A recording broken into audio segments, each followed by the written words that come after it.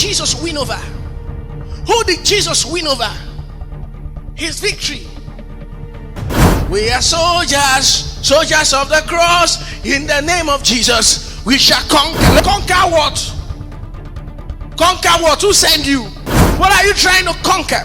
You must see his victory. In 1 John 5:4, the Bible said, this is the victory that overcometh the world, our faith. He says, so what it means here, see, you got to understand it. What it means here is that the continuous persistence of your enemy is in your faith.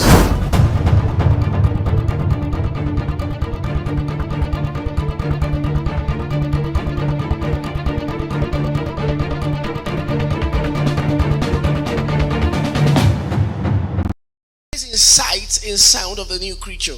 We know that progress is not made without sight, and movements aren't made without sound.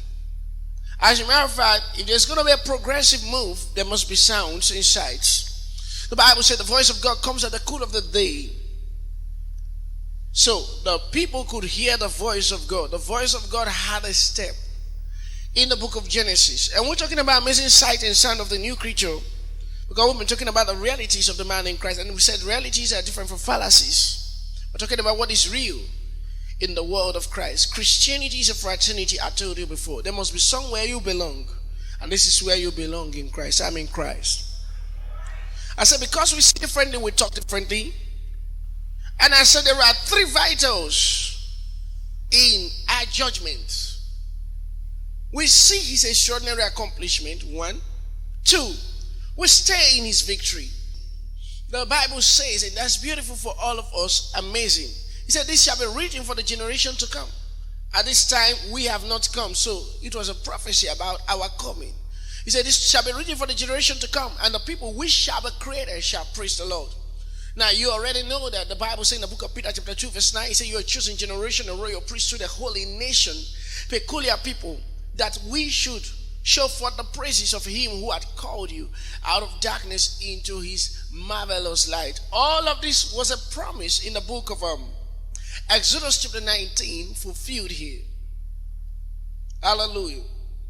So, praise the Lord. Are you happy? Say amen. So when we talk about his extraordinary accomplishment, we in Christ must see what has been accomplished. I love the way it's rendered in the book of Psalm 22 verse 31. Psalm 22 verse 31. Can you help me with a translation like the NLT? His righteous acts will be told to those not yet born. They will hear about everything he has done. Everything he has done. So there's a generation that will be taught everything he has done. Now I'm standing on this altar fulfilling this prophecy. I'm standing and you're sitting right in the congregation fulfilling this prophecy. So I'm God's mouthpiece to say everything he's done, and you are God's witness that this prophecy has been fulfilled. Now I want us to read it another translation. Can you help us in New International Version? Beautiful. That will proclaim his righteousness to a people yet unborn, for he has done it. I love he has done it. I love NIV translation because a lot of times God's people do not know what he has done. I was singing one song in the middle of the night this morning. He's here right now. He's here right now. You don't need to plead. You don't need to beg. I wonder how God's people most often don't know what God has given. So when they come before God, they pray some kind of prayers, not knowing what he's done. Have you heard people sing, give me grace to follow? Give me grace to follow. That's a beautiful song, but not correct. Because all of the grace you need has been given. If you have said, I receive grace to follow, I receive grace to follow, I receive grace. So in the place of our prayers, where we would have prayed, give me grace, we pray, I receive grace. You know, because people are used to prayer being a place of complaint. They don't know that prayer is a place of taking. So the language of prayer has often been, God, please do it. I beg you to do this. Not knowing that prayer is a place to take in the New Testament. Hebrews 4:16. Look at what the Bible says. Hebrews 4:16. He said, let us then, I love authorized version, let us come boldly, therefore come boldly unto the throne of grace, that we may obtain. Look at the word obtain. I love that. Ooh, glory to God. Jesus is alive. Right in this place, something is happening to somebody now. There's someone the Lord just said, I should let you know that the door you've been asking for is open. He said, let us therefore come boldly unto the throne of grace, that we may obtain. Look at it. Have you not seen people praying for mercy? And then, the issue they've had is they will now begin to look for a passage of the Bible that tells you somebody prayed for mercy. That someone prayed for mercy doesn't mean you should pray for mercy. Look at what the Bible says before we get here. Get us quickly to the book of Peter, chapter number 2, 1 Peter chapter 2, verse number 10. 1 Peter 2, verse 10. Which in time past were not a people, but are now the people of God, which had not obtained mercy, but now, oh God, hallelujah, hallelujah, hallelujah. But now what has happened? Did you see that? Before you had no mercy, so you can pray for mercy. You knew that I'm praying for mercy. But now you are supposed to say, I thank you for your mercy. So the prayer point changes to thanksgiving when you see what he has done. More of the prayer points I pray is I take, I thank, I take, I thank, I take, I thank. So my TT prayer point is I'm taking and I'm thanking. So the prayer point of the New Testament is all TT. Then I made D, decree. I decide. So I have TTD. Or you got it DTT, but I do TTD. I decide. Now I want your prayer format to change so that your results will be abounding. When your prayer format changes, the results you get will be amazing. You'll be shocked because all that you're praying for, God doesn't see it necessary to be prayed for. And the Bible, when I said decide or decree, the Bible says you shall decree a thing and it shall be established. The Bible says in the book of Matthew chapter 16, verse number 18, I give unto you the keys of the kingdom. Verse 19, and whatsoever you bind on earth is bound in heaven, and whatsoever you loose on earth is loosed in heaven. Matthew 18, he said, whatsoever you bind on earth is bound in heaven, whatsoever you loose on earth is loosed in heaven. Matthew 18. Look at it. He referenced it twice. Jesus said, you got so much power here on earth to decide what your heaven will look like. So your action on earth is what God credits to your heaven. Everything is yours for the taking, not for the begging. Your angels don't understand why the food is in front of you and you are asking for the food. So you see why you don't see it every day. So I say, I've been praying, I'm fasting, you're asking for what you have. So God isn't going to do anything he bones. You know God can bone your prayers. You get me using the word? Yes, I use your slang. I say God can bone your prayers.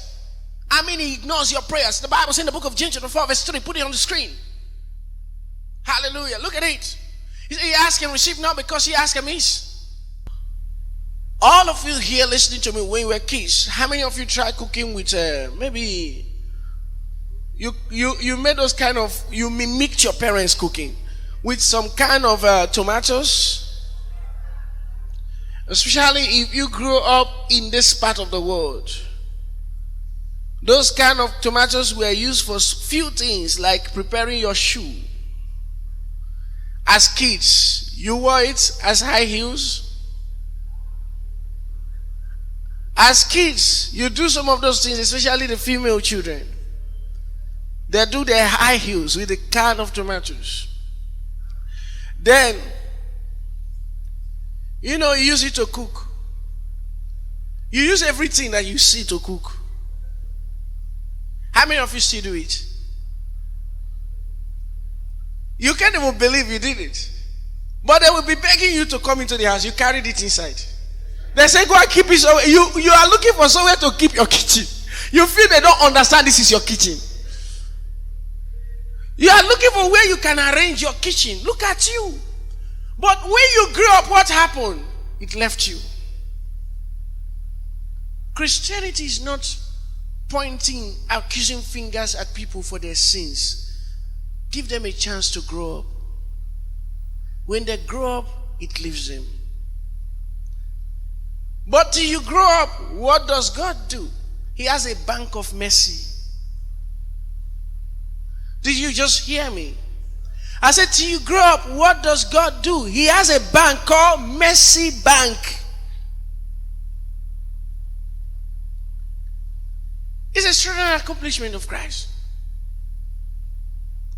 So the Bible says, they are new every morning. And that Mercy Bank gives you new credit card. And this credit card is not serviced by your prayers. It's serviced by Jesus. That's why he came. He came to service a MasterCard. So that when you pick it up and go to the ATM machine to withdraw mercy, you will have it. He can trust you servicing your mercy enough for your crimes. Do you understand me?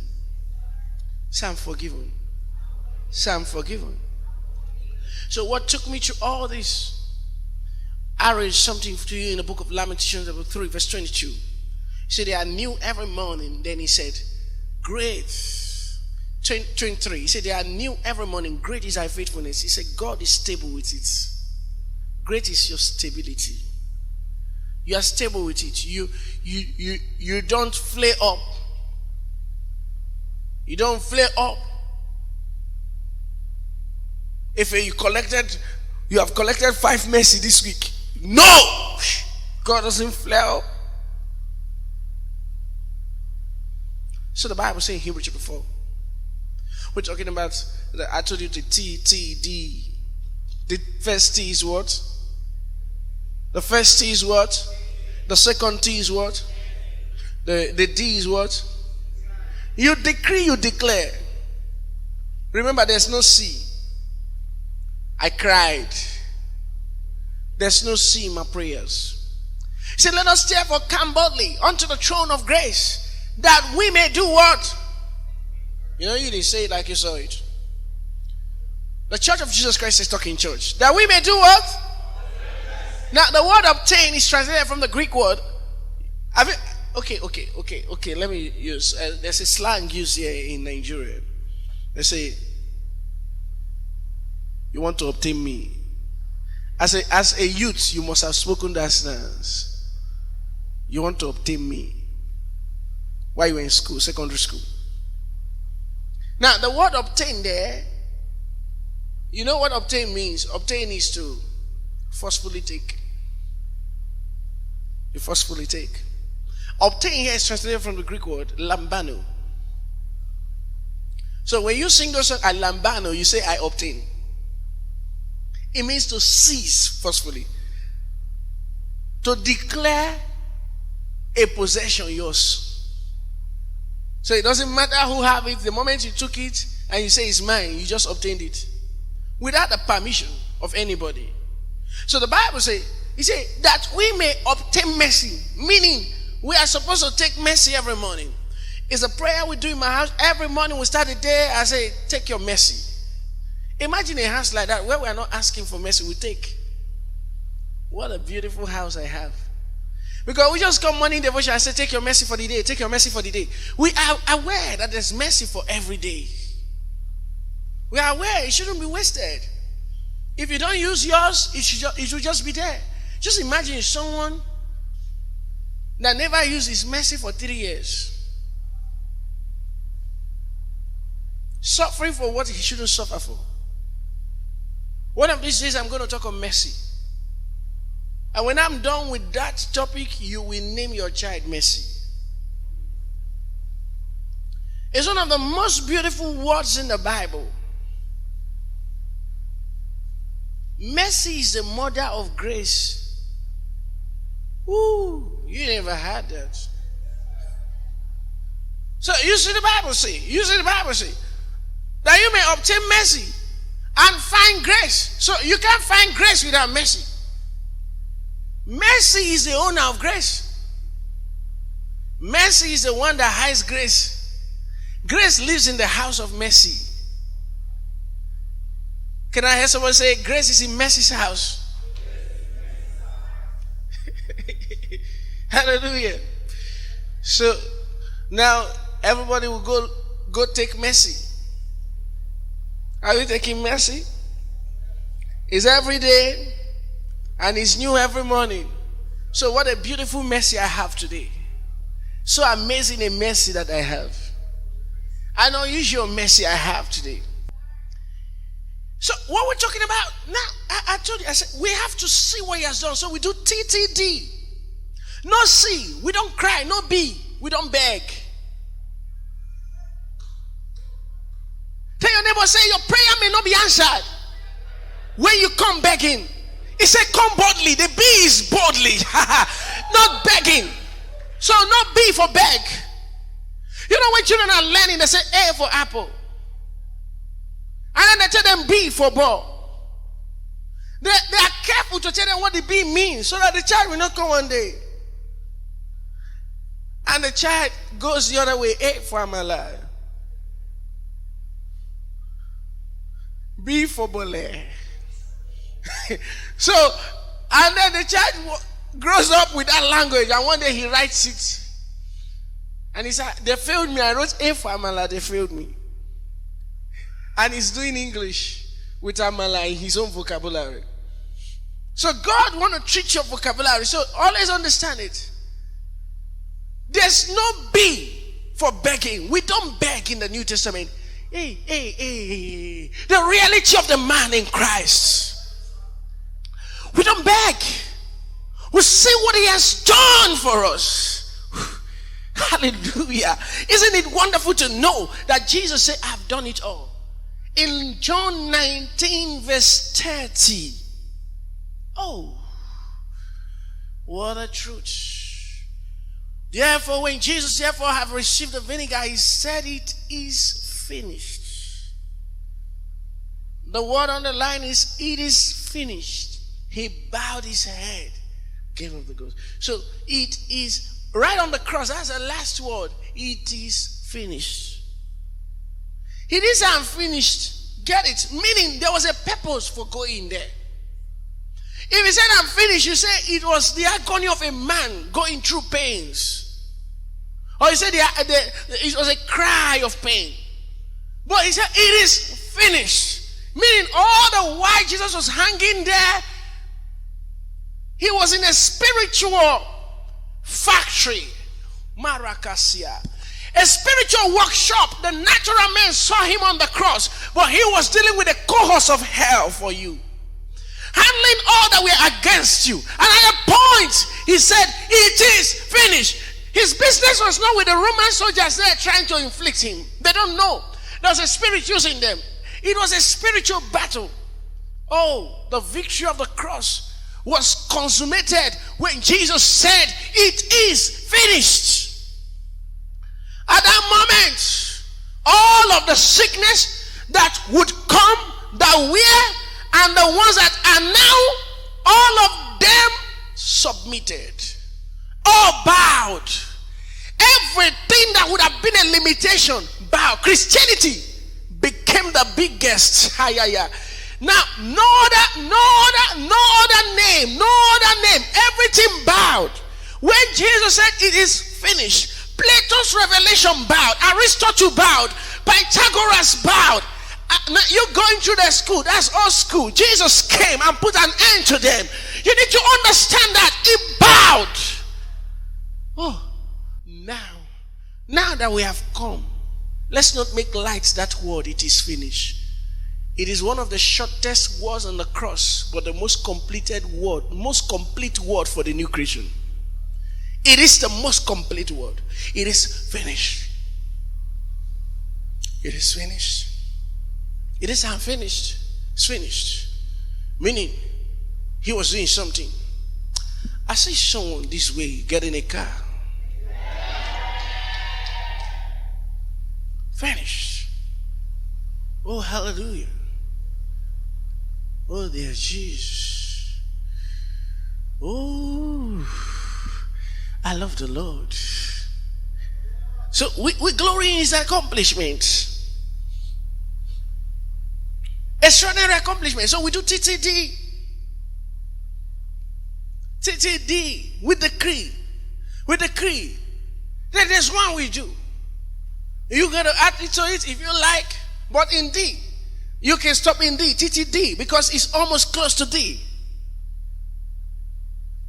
We don't do TTD. Then we do K with King. In the place of prayer. So we King. TTDK. We King. We King. We King.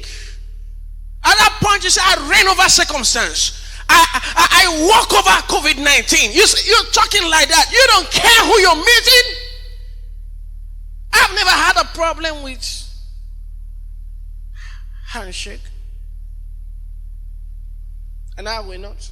Because my hands are blessed. This is my hands. This is my hands. This is my hands.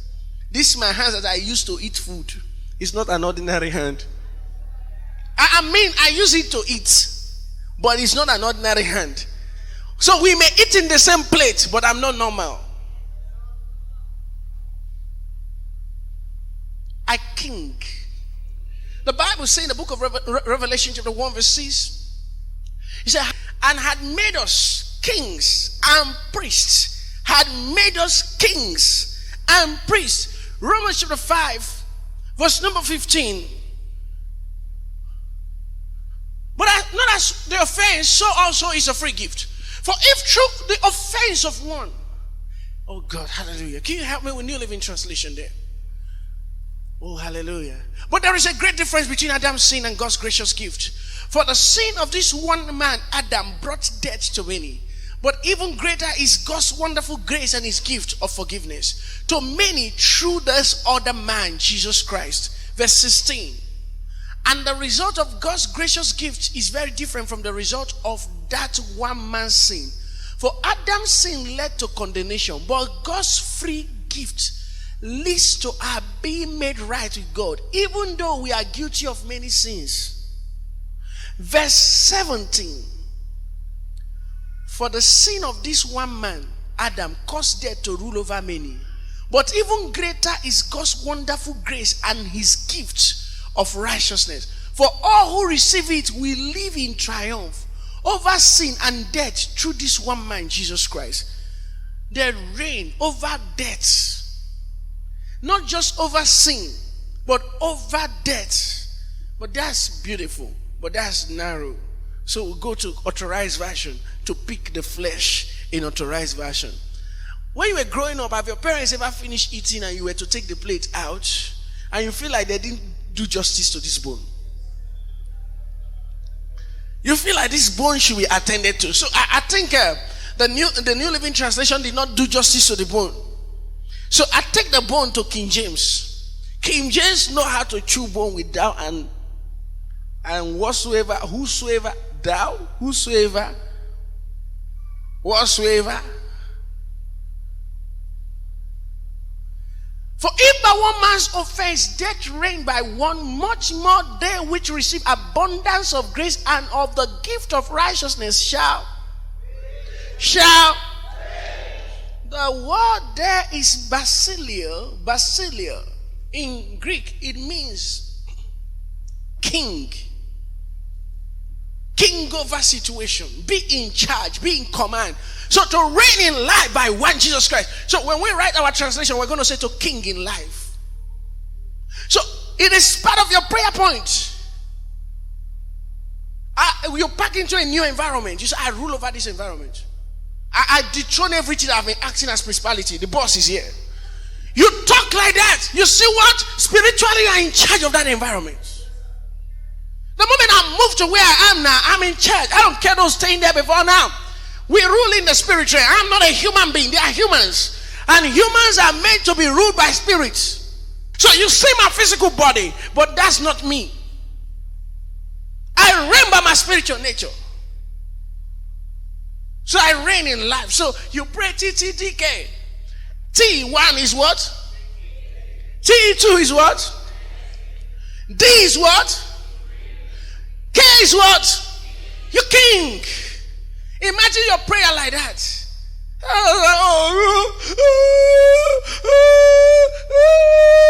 And then you see some people, they're not still on the ground, they lie on the ground. They say, if I lie on the ground, God will say I'm very humble. Oh, brothers and sisters, humility is not measured by lying down or kneeling down. People can kneel down and rebel. It's not measured by that. Oh, some people say now, today, God, I'm going to the church, I will roll on the ground. You will see me as though God is using glasses. You have to see me, I will roll on the ground. Hey, kaya makaya. Nah. There's another T. But not today. I'm not talking about prayers. I'm talking, but you can't talk about the realities of the man in Christ without touching prayers. Then we look at his victory. What did Jesus win over? Who did Jesus win over? His victory. We are soldiers of the cross. In the name of Jesus, we shall conquer. Left, right. We are soldiers of the cross. In the name of Jesus, we shall conquer. Conquer what? Conquer what? Who sent you? What are you trying to conquer? You must see his victory. In 1 John 5:4, the Bible said, this is the victory that overcometh the world, our faith. He says, so what it means here, see, you got to understand it. What it means here is that the continuous persistence of your enemy is in your faith. Whatever persists around you is based on the level of knowledge you have. When a sickness you have casted out remain there, or you feel it again, open your Bible to his victory. Ignore the sickness. It doesn't exist anymore. It doesn't exist. You tell us, I don't walk by feeling. Get out. I don't walk by feeling. You are looking at the Bible. You look at his victory and celebrate his victory.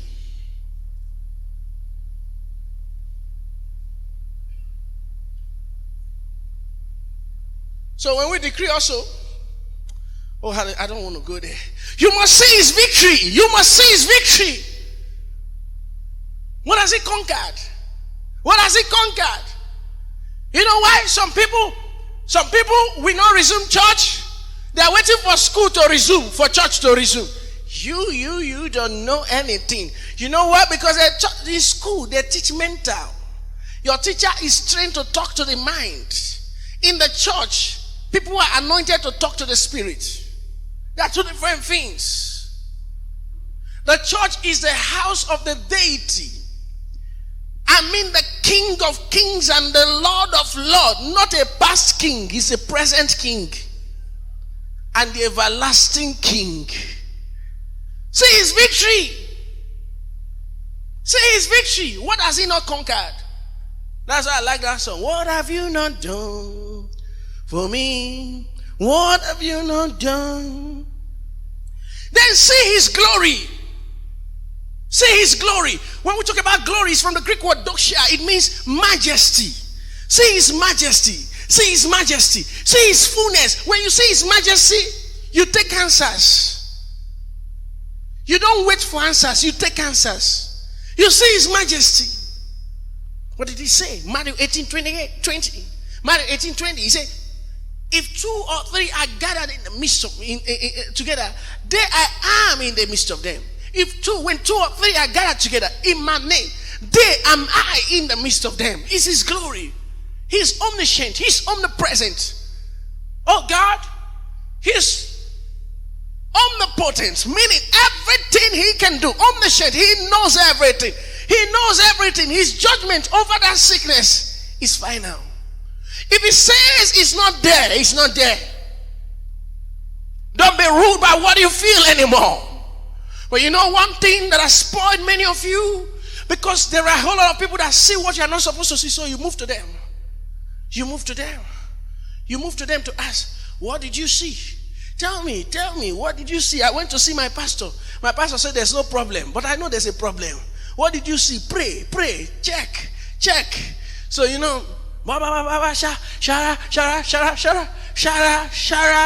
shara.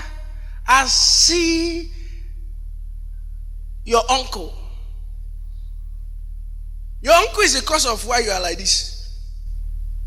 It's an insult to me and my anointing for an uncle to stop me. Are you getting it? Because you need to get something clear. It's an insult to grace for a woman in my father's house to be able to stop me. Just the way it is an insult to grace for me to be poisoned. I was meditating about something on immortality a few days ago. On what God told me.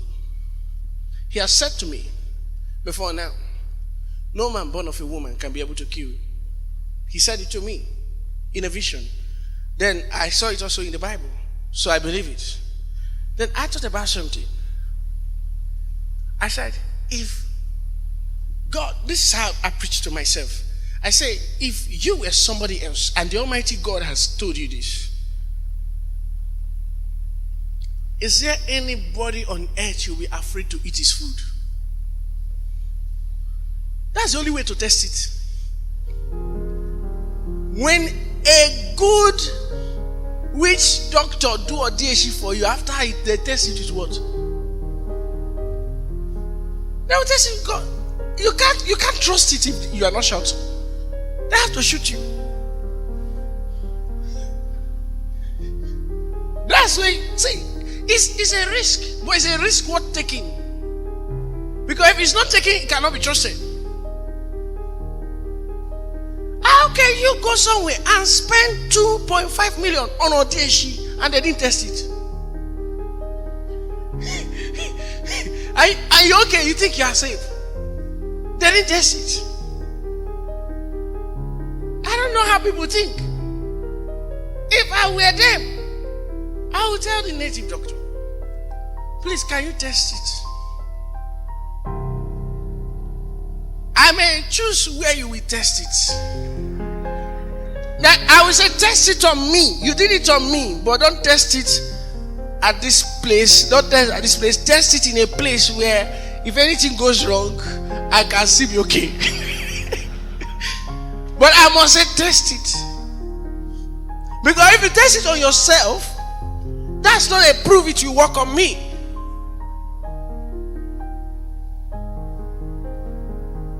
If God gives you his word, test it.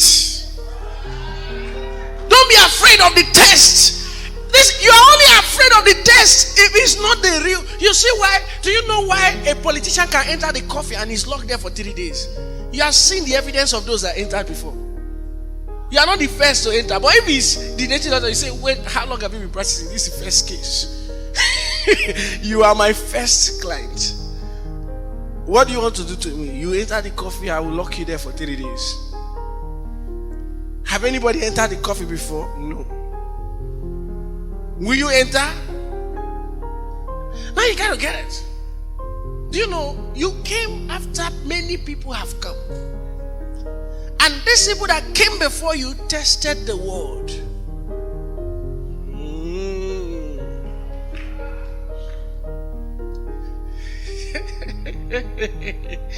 Hey. Oh God, I love the word of God so much. Look at this. Psalm 34, verse 7. The angel of the Lord encampeth round about them that fear him, and delivered them. Verse 8. Oh, taste and see. God said, taste it. Taste it. And say that the Lord is good. Blessed is the man that trusted in him. Without taste, there can't be trust.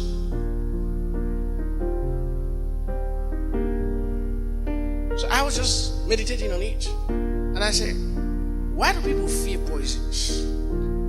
Why do people fear that human can poison them? And I told myself, I said some time ago, I was just saying it. I said, you've got to a point now that you can eat anything and eat anywhere, because he has said, no man born of a woman can kill you.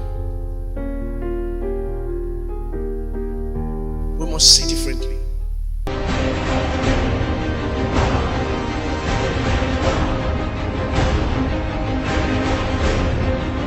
Salvation Gospel Mission International.